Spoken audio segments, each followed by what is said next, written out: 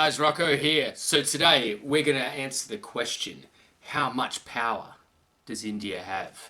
Alright guys,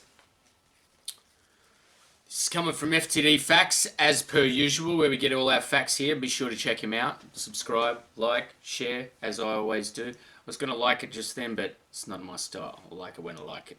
Alright guys, how much power does India have? Are you ready? Let's do it. Wasn't that from the American Revolutionary War originally? Like 17... Okay. We're in.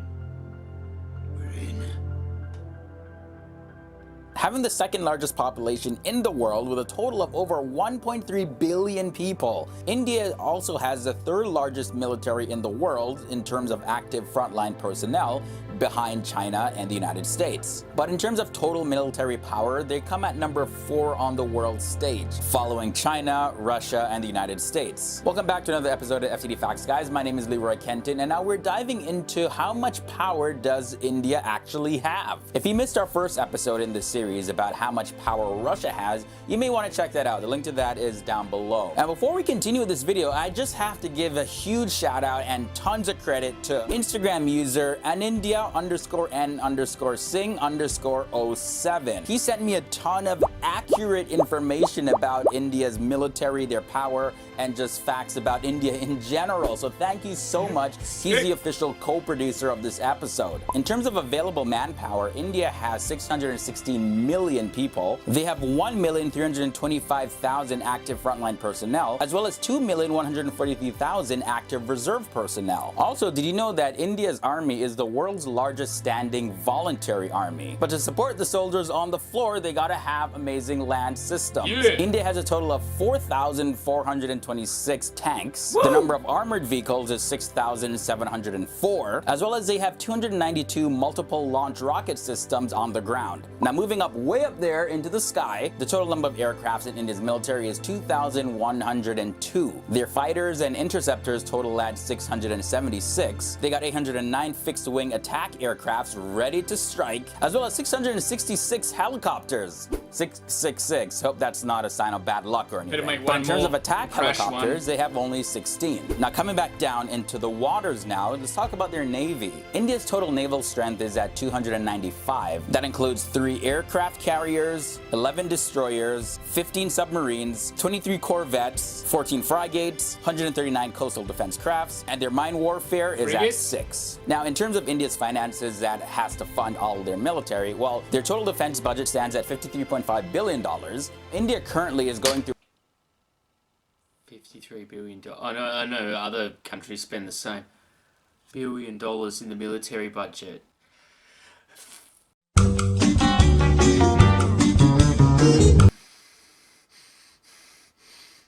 Let's move on. A huge military expansion, and India's defense minister says that India will need $233 billion.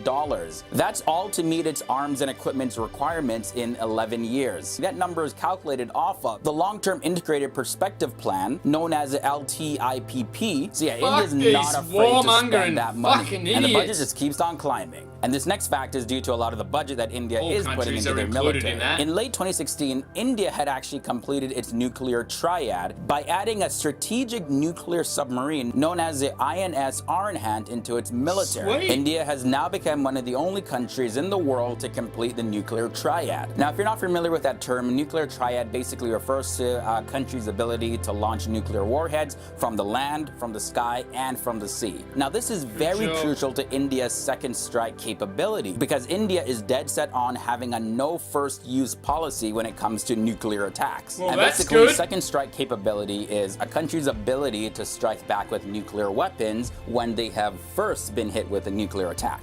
Since India's independence, they have participated in several wars, including 4 major wars with Pakistan and 1 with China. And through fights like this, India has gained a ton of combat experience. India's military has experience to fight in pretty much every type of terrain that is there, because in India, their terrain range from desert, high mountains, deltas, plateaus, valleys, tropical forests. Their combat personnel Don't you love when like the tanks fire and like the it's so fucking traumatic that the ground just goes. Like, I hate all this shit. This in real life, this is fucking stupid. Don't get me wrong. This is fucking real talk from Sergeant Rocco here.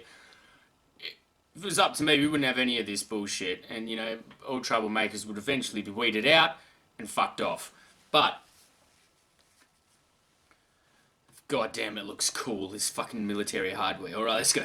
Boom, fucking yeah, keep rocking in the free world. Do regular training and exercises in these various types of terrain, so they know how to handle like themselves. Inception. If they gotta go up into the mountains, they know how to operate when it gets cold, and that gives them a great advantage when it comes to battle. Now, although India is not exactly part of any major military alliance, I'll stop right there. Might as well talk about the shit I like in the clip. When you see that back there, when the fucking tank shot, man, and like it shot, and then the ground curled up behind it because of the concussion. Oh man, that's fucking cool. All right, let's do it. they do, however, have close military relationships with other major powers in the world. And those countries include Russia, Israel, Afghanistan, France, Bhutan, Bangladesh, and the United States. Now, although India's military towers in size compared to others, they do have their downfalls, and probably one of the most major flaws, and yeah, Pakistanis are gonna love this. India has focused on military force, however, they haven't centered their focus on military power, and I'll explain the difference. Basically, military force is acquiring any sort of weaponry, personnel, all of that stuff. But in terms of military power, India's defense services have very little understanding of how to use their own nuclear weapons. And one thing I want to point out is that even before Narendra Modi, the current Prime Minister of India, came into power in the year 2014, there was a theme of Make in India that was being pushed through the country. Of course, now Narendra Modi's team is enforcing this, and he's hoping that by the year 2020, 70% of India's military weapons will be made in-house. Now, this is because the massive portion of Indian military weapons are not actually made in India. It's kind of ironic because I thought everything was made in India or China. So yeah, that's a big thing. India imports a lot of their weapons from other major countries. So they do lack that central core of military power, because if anything happens and they gotta cut ties with some of these countries that imports weapons, India will be left hanging. There's also been several attacks on Indian military bases in the past several years that should have really been avoided, or at least minimized. But these downfalls happen because of the chain of command, as well as how intelligence inputs were responded. But in order to improve these holes in India's defense, there are some long-term plans that have been established, including smart fencing for military installations, better equipment for their forces, as well as developing a specialized force to defend their bases. Now, as the country of India continues to grow in popularity, I can see a bit of a problem with that footage there, because when they're marching, they're looking that way. When really, if there was anyone coming at all, they wouldn't be coming from inside the fence. They'd be coming from the fences here, they're looking that way, they'd be coming from that direction. So you'd be better off standing facing the fence. Dramatically every single year. Billions of dollars are continually spent on military expansion, as well as India's initiatives to have their weapons made in-house. But in the long term, it will serve as a benefit for the country, although they will have to spend more on their own technology and developments. But India doesn't look like they're scared to spend money when it comes to military expansion. So really, who knows? No point having a nuclear warhead if you've got to get a whole bunch of people run to the ocean and throw it. If that's, you know, you got to book up on that.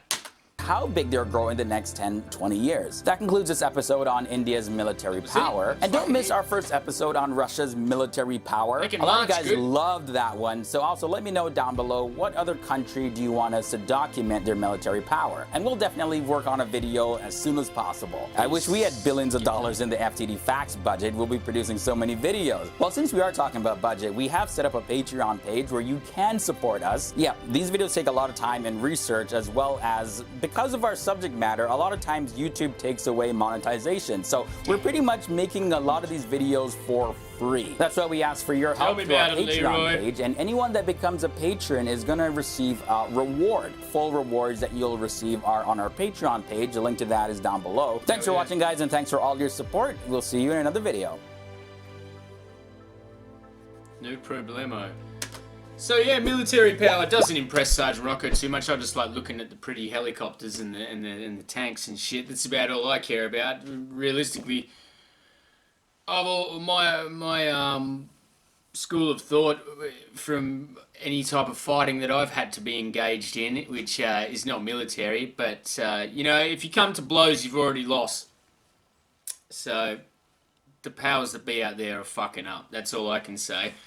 This was FTD Facts. How much power, military power, really? How much military power does India have? That should be called military power. How much military power did India have, or does India have? Well, it's impressive. I'd say still, if you got the fourth biggest fucking army of military forces in the world, then you'd say that's a four. You're the fourth powerfulest. That's the way I'd because if there's a war these days with the nukes and that, it's not going to be going on too long. We've seen, it's not going to be 40-year wars and all that sort of shit. It's just going to happen. It's a couple of dudes going, should we do it? Right, turn the key, 3, 2, 1, click our country gone. That's the way it's going to be. But it's good to know that they don't have a let's launch first policy. I can't believe that that's an option. That there's an option that you can have a nuke first policy. Something seriously wrong with this world, guys. I'm getting off this merry-go-round. Alright guys, that was FTD Facts. Be sure to check them out. Remember to subscribe to me for more of this type of content you will see coming at you directly if you do subscribe, and hit notifications for the love of God. Hit notifications, guys. I get people dropping out every day and they're like, what happened? Did you ban me? I'm unsubscribed. I'm like, shit, I can't fucking unsubscribe people. Come on, man. Like, you gotta hit notifications. But yeah, that's all I got to say today, guys. Sergeant Rocco, you're you. That was FTD Facts. Yeah. If you have to come to blows, you've already lost.